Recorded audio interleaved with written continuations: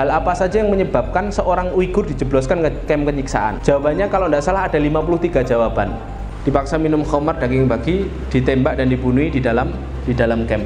Misalnya Anda udah nggak berjenggot, ibu-ibu nggak berjilbab, nggak sholat, nggak puasa. Lah kok jenengan kenal orang yang puasa, orang puasanya itu konfirm, saya kenal tuh ibu itu, Anda juga diambil. Ada Uighur kesorot CCTV lagi makan sebelum matahari muncul, fix ini orang sahur nih, langsung diambil Pak. Dibuat dalam sebuah laporan, ya kan? Di 2016 itu 15.000 masjid rata Pak. Sampai akhirnya kami menyimpulkan, setelah dari situ berarti satu pertanyaan kami terjawab, bahwa ternyata yang ditindas di Cina itu adalah Islamnya.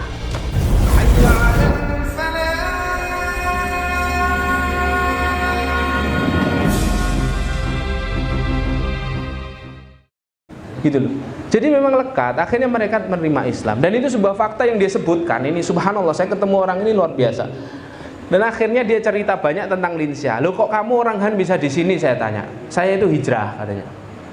Di tempat saya, asli saya itu, kampung saya asli dekat Beijing kata dia. Ya memang kumpulannya orang Han di situ. Beijing, Shanghai, itu semuanya orang Han. Dia bilang ketika pemerintah itu tahu orang-orang Han masuk Islam, Han Muslim ditekan, dibatasi. Makanya saya dan keluarga hijrah ke tempat ini, dia bilang. Tapi itu fakta yang kata dia ini nggak ada di media katanya. Nggak mungkin pemerintah Cina blow up berita bahwa Han pada masuk Islam.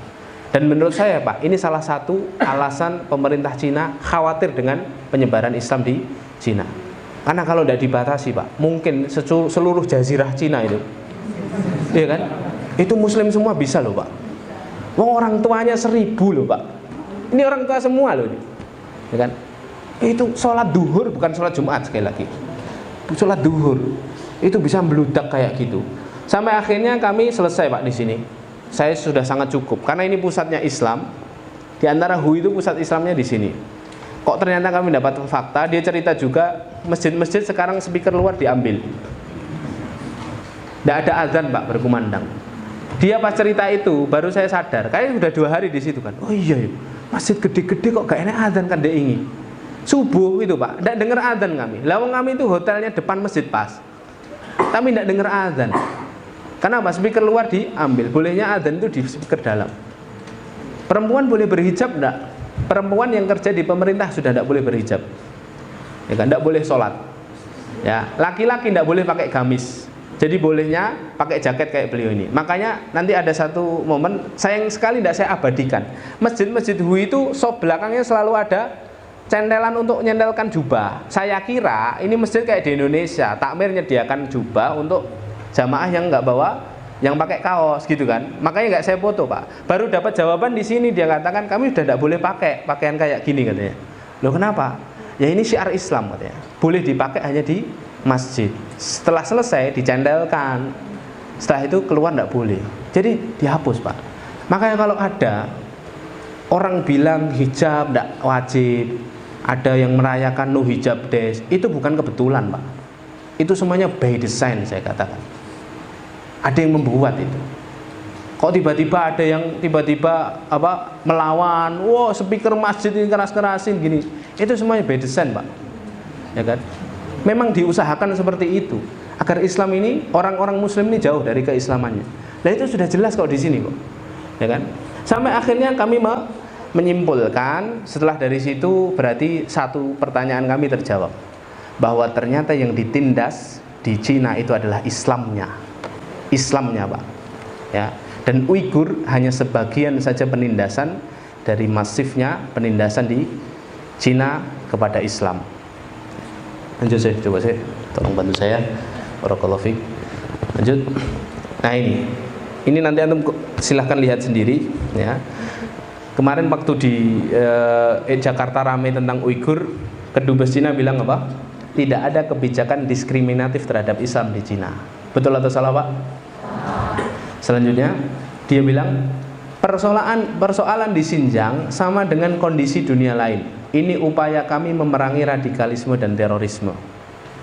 Ya, tuh buktinya Hui baik-baik saja. Betul atau salah?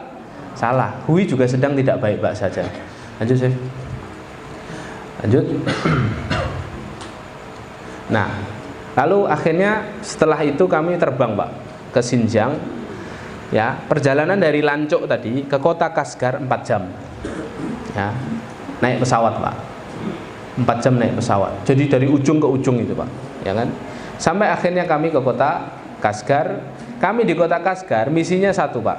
Ya, cover kami memang jalan-jalan.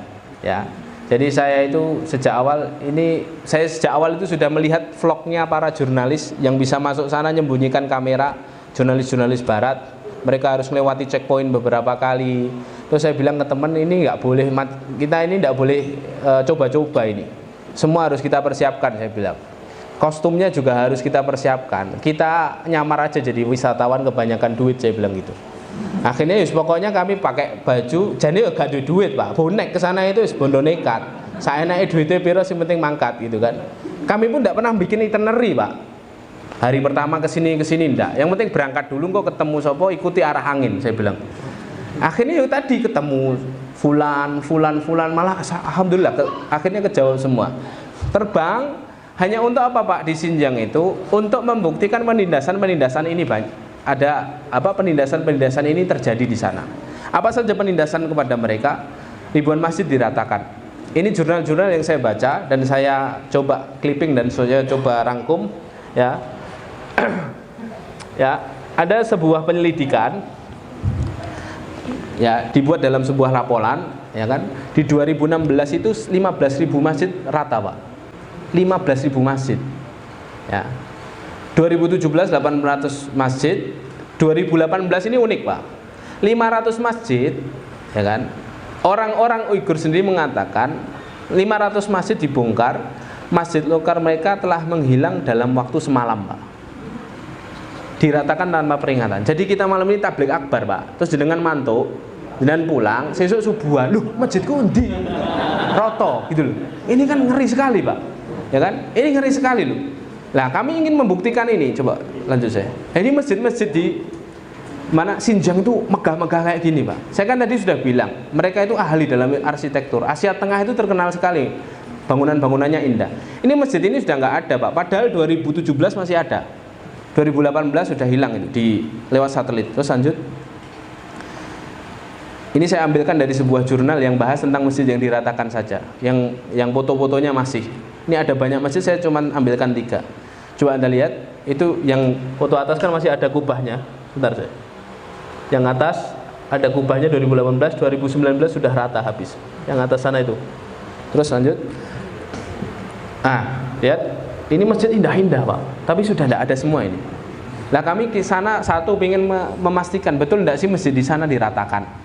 2, kami ingin memastikan juga, lanjut. Apakah syariat Islam di sana betul-betul lenyap Pak? Karena kami membaca ini satu jurnal menarik nih Pak, 125 halaman hasil wawancara seorang jurnalis kepada orang-orang Uighur yang sudah hijrah, yang sudah berlari ke Turki. Ada beberapa belasan Uighur yang pernah merasakan kamp penyiksaan. Diwawancarai, salah satu pertanyaannya Pak, hal apa saja yang menyebabkan seorang Uighur dijebloskan ke kamp penyiksaan? Jawabannya kalau tidak salah ada 53 jawaban. Tapi saya ambilkan saja yang jawaban-jawaban yang sebabnya itu sebab tentang syariat. Karena yang tidak tentang syariat juga ada. Misalnya seorang Uighur punya alat las, itu ketangkep Pak. Las, ya kan? Karena bagi pemerintah Cina buat senjata ini orang. Punya tenda Pak. Jenengan punya dom itu Pak. Biasanya daki, ya kan? Atau camping atau anak-anak SD SMP punya tenda di rumah Uighur. Kok ketangkep pemerintah Cina? Anda masuk camp. Karena bagi orang Cina, pemerintah Cina ini mau hijrah nih mesti. Mau kabur nih bawa tenda. Dan banyak lagi hal-hal sepele. Anda punya WhatsApp, aplikasi WhatsApp agar bisa hubungi luar negeri, Anda ketangkep. Karena seluruh HP di sana sudah disadap. Dan nanti mengerikan sekali Pak. Ya ini jawaban-jawaban yang saya coba pilihin. Jadi ada 53 jawaban, tapi ini jawaban-jawaban yang tentang syariat. Lanjut saya. Makan sarapan sebelum matahari muncul. Bentar satu-satu. Sabar tuh antum. Kamu udah kok nggak sabar. Dan nikah belum? Ya. Makan sarapan sebelum matahari muncul. Ini anak bercanda, anak jangan bercanda. Makan sarapan sebelum matahari muncul. Jadi Pak, kalau ada Uighur kesorot CCTV lagi makan sebelum matahari muncul, fix ini orang sahur nih. Langsung diambil Pak. Loh, ini jawaban mereka loh ya. Ini saya bukan ngarang-ngarang ini. Anda searching di internet ada ini. Lanjut ya. Tidak mau minum alkohol. Ya tadi dipaksa minum alkohol. Kalau tidak mau berarti muslim ini.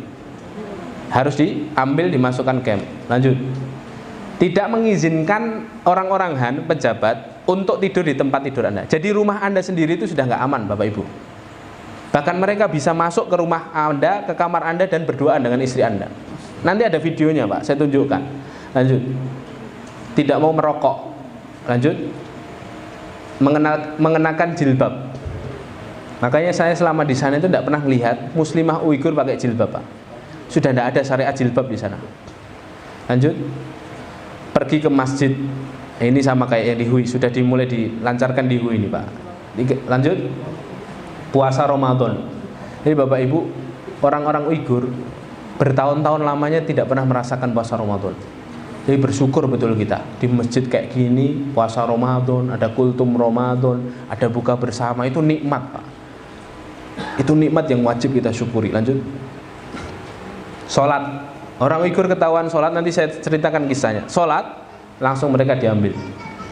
Lanjut. Terus. Melakukan pemakaman tradisional. Misalnya ibu Anda meninggal, terus Anda mandikan, Anda kafani, ketahuan CCTV, Anda yang akan jadi jenazah selanjutnya. Oh iya, ini pemakaman tradisional itu maksudnya pemakaman secara Islam. Selanjutnya, mengundang banyak keluarga ke rumah Anda. Maksudnya Pak, ya pengajian. Ya kan? Jadi kalau ada orang Uighur lebih dari 3, kumpul-kumpul itu tidak boleh Pak. Tidak hanya pelarangan, ditangkap langsung. Jadi jenengan ini kumpul segini banyaknya, diangkut semua pulang-pulang Pak. Nauzubillah min dzalik. Selanjutnya, memberitahu orang lain agar tidak berbuat dosa. Misalnya yang maksiat teman Anda ini ngingetan, jangan minum khamr lah, Anda kena Pak. Karena Anda amar ma'ruf. Lanjut. Mendengarkan ceramah agama, dan tidak ada lagi ceramah-ceramah agama. Selanjutnya, memiliki konten Islam di memory gadget. Ini saya ketemu sendiri orang yang bilang ini. Bahkan saya lihat satu wawancara pada orang Uighur, temennya masuk camp, jadi dia merasakan camp, dia ngelihat temennya masuk camp gara-gara apa Pak? Gara-gara dia punya kawan ngirim SMS ke dia, ngirim chat ke dia, chatnya itu isinya amin. Jadi misalnya nih Pak, baterainya low Mas, sudah suruh bubar apa gimana ini? Ya. Misalnya Pak, saya doakan seseorang jamaah di sini, Pak, semoga sehat selalu. Terus Bapak ini jawab, amin. Saya yang ditangkap Pak. Gara-gara ada konten Islam masuk. Gitu loh. Selanjutnya, ini kalau ini umum. Memang ini syiarkan memiliki jenggot. Tidak ada saya lihat di sana ada orang memiliki jenggot. Yang paling ngeri yang paling bawah itu Pak. Memiliki kaitan dengan siapapun yang melakukan hal di atas. Misalnya Anda udah gak berjenggot, ibu-ibu gak berjilbab, gak sholat, gak puasa. Lah kok jenengan kenal orang yang puasa, orang puasanya itu konfirm, saya kenal tuh ibu itu, Anda juga diambil. Jadi habis di sana, betul-betul habis. Lah inilah hadirin muliakan Allah, ini hadirin, ini yang paling kecil, dan ini fakta, ya kan? Ini saya ambil dari para jurnalis yang menguak fakta ini. Jadi orang-orang yang dimasukkan ke camp, wanita-wanita itu diminumi pil agar luruh itu, alat reproduksinya steril. Terus mereka dipulangkan dulu ke rumah ketika suami-suami mereka masih di camp. Sampai rumah orang-orang Han, komunis, bebas keluar masuk ke rumah mereka, bahkan diwajibkan. Dulu 7 hari, jadi sebulan, jadi 6 bulan, jadi 1 tahun. Jadi mereka serumah dengan wanita Uighur ini dan boleh melakukan apa saja. Ini videonya Pak. Sebentar dulu Ustaz. Ini videonya. Oh di sini bisa langsung ya? Hah? Bismillah. Bismillah. Bentar. Muslimah. M. Ada ya? Bismillah.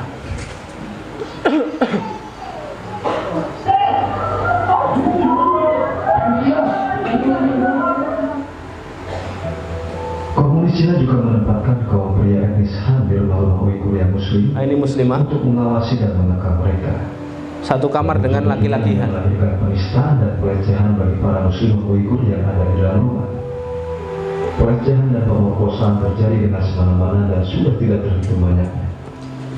Selain itu, cara mereka untuk menghabisi etnis Uighur ini, ya kan, akhirnya Xinjiang ini nanti dipenuhi oleh orang-orang Cina, adalah menikahkan muslimah Uighur, menikahkan paksa dengan orang-orang Han.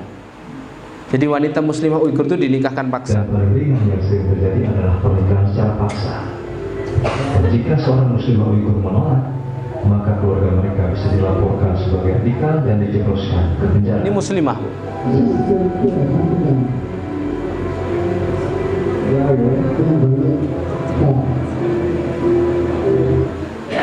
Baik, ini secara singkat saja. Nah, anak-anak Uighur dipisahkan dari orang tuanya didoktrin. Jadi ketika orang tuanya masuk camp, anak-anaknya dimasukkan asrama, dirawat dalam tanda kutip oleh pemerintah Cina. Setelah itu di brainwash, dicuci otaknya, disuruh seneng sama pemerintah Cina, sampai akhirnya ketika orang tuanya bebas, kalau yang bebas, anak-anaknya akan memusuhi orang tuanya. Selanjutnya, kerja paksa perbudakan ini masyhur. Jadi orang-orang camp itu nanti akan dipekerjakan di pabrik-pabrik tanpa digaji. Padahal mereka ini dulunya para bisnismen, para ilmuwan, para ilmuwan, para intelektual, tapi disamaratakan jadi budak semua, Pak, tanpa gaji di pabrik-pabriknya Cina di Xinjiang. Lanjut, organ tubuh dipanen secara paksa. Jadi para korban penindasan yang mati maupun yang hidup diambil, Pak. Lanjut, ini beritanya di NBC News. Organ-organ tubuh Uighur yang ditahan di camp-camp penjara diambil paksa, kadang-kadang ketika pasien masih hidup, ya kan? Dan tuh lihat itu, datanya 1,5 juta tahanan dibunuh untuk diambil organ mereka. Itu yang terjadi, Bapak Ibu yang dimuliakan Allah, hanya untuk memenuhi pasar transplantasi yang ada di Cina yang sangat berkembang pesat hari ini. Selanjutnya, camp penyiksaan. Lanjut, camp penyiksaan, ya ini yang diwacanakan oleh pemerintah Cina hari ini. Di media-media Cina menyorot penyiksaan ini, tapi mereka katakan ini reedukasi. Kami itu masukkan Uighur ke sini agar mereka lebih cinta sama negerinya. Kami ajari bahasa Cina, kami ajari menjahit, kami ajari kerja biar mereka bisa kerja. Itu kata mereka. Tapi aslinya apa, Bu? Aslinya ini. Lanjut. Ya, ini aslinya. Lanjut. CCTV di mana-mana. Lalu penyiksaan, lanjut. Nah, ini tempat-tempat yang disorot. Ini banyak jurnal yang menyebutkan ini. Stadion jadi penjara sekarang dan lain sebagainya. Lanjut. Nah, bentuk-bentuk penyiksaannya apa saja? Ini saya rangkum dari banyak berita, laporan, jurnal. Lanjut. Terus dipukul, ditendang, dipaksa menghafalkan lagu, dipaksa bersumpah, di setiap kaki ada rantai seberat 5 pon, disetrum, dicabut kuku, dilarang sholat, dilarang mengenakan hijab. Ini Ustadz Muhyiddin Junaidi yang dari sana kemarin. Sebelum saya datang, ada 15 utusan dari Indonesia, 5 dari MUI, 5 dari Muhammadiyah, 5 dari NU, diundang ke Dubes Cina untuk datang ke camp ini. Tapi memang cara pandang mereka berbeda, sehingga sampai sini pun hasilnya berbeda. Yang mereka ceritakan berbeda. Yang Ustadz Muhyiddin Junaidi melihat ini ada pelanggaran HAM di dalam camp, karena kami melihat muslimah Uighur nggak pakai jilbab dan tidak boleh sholat selama 7 bulan katanya, ya kan? Itu saja udah pelanggaran HAM. Walaupun pas di sana dicitrakan mereka lagi jahit, mereka lagi belajar bahasa Cina. Ya tergantung cara pandang kita melihat. Memang kalau ke Xinjiang itu, Pak, melihatnya dengan cara pandang yang biasa, ya akan melihat mereka biasa-biasa saja. Tapi kan cara pandang seseorang itu kan berbeda. Ketika dia melihatnya dengan mata keimanannya, dia akan melihat betul itu bagaimana mereka ditindas. Dipaksa minum khamar, daging babi, ditembak dan dibunuh di dalam camp. Sebenarnya ada videonya, nanti boleh diminta. Cara-cara penyiksaan mereka. Mereka didudukkan di kursi harimau, mereka direndam di apa? Direndam di air yang sangat kotor 5 hari sampai mereka meninggal. Dan lain sebagainya. Perempuan-perempuannya ditaruh di satu kamar, terus dimasukkan tikus-tikus di dalamnya. Itu luar biasa, hadirin dimuliakan Allah. Lah hadirin dimuliakan Allah, hadirin yang dimuliakan Allah, kami di sini itu untuk membuktikan fakta-fakta ini. Dan masya Allah, lanjut. Ya.